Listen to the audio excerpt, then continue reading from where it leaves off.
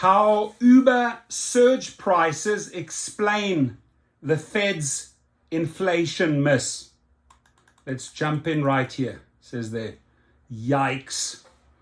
As inflation surged over the last 2 years, the Fed and leading private sector forecasters were persistently behind the curve, seeing it as a temporary phenomenon that would eventually fade.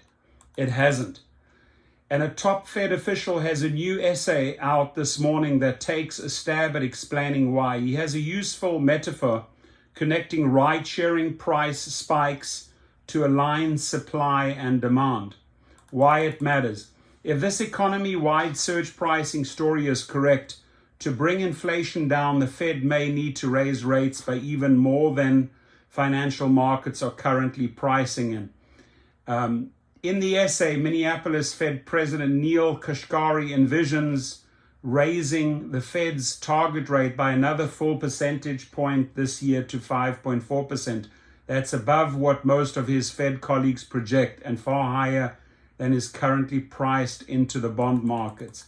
The details, Kashkari compares what happened in 2021 to what happens to pricing of an Uber or Lyft during a rainstorm, when demand surges faster than supply can keep up. But what seems to have happened in the economy as a whole is that as demand for goods and services surged, companies were able to raise prices for their products by more than they raised pay for their workers. So clearly, Uber and Lyft took advantage of the current situation, raised prices, right, for their riders, and decrease the pay for their workers. So what they're saying, prices soar. Kashkari writes, corporate profits climb, income for drivers climbs. I don't agree with that, but not as much as prices. Real wages actually fall. Even though worker incomes are up, labor's share of income is down.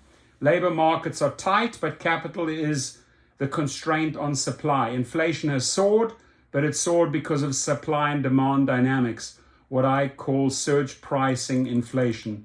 Between the lines, while this dynamic was playing out over the last 2 years, Fed and the private sector economists were using models focused on the pass-through of rising wages and shifting inflation expectations. In 2021 and 2022, in contrast to how it works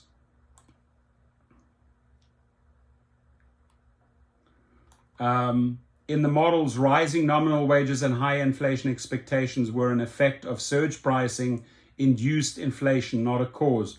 From what I can tell, our models seem ill-equipped to handle a fundamentally different source of inflation, specifically in the case surge pricing inflation. The intrigue, the Fed's inflation outlook has started emphasizing the role of wage growth more in recent months, particularly the role that higher wages play in the fueling higher prices for services. Inflation in core services, including housing, is really a function of the labor market. The bottom line, the Fed was caught off guard by the 2021 inflation surge. And so his new essay, here it is. I will leave the link below if this interests you, right? The link is below. It's minneapolisfed.org. The link to the article, no idea why it's not showing up, right? But maybe they've already wiped this out. We shall see. But I will definitely list it below for you. Hopefully it loads. Your comments, please.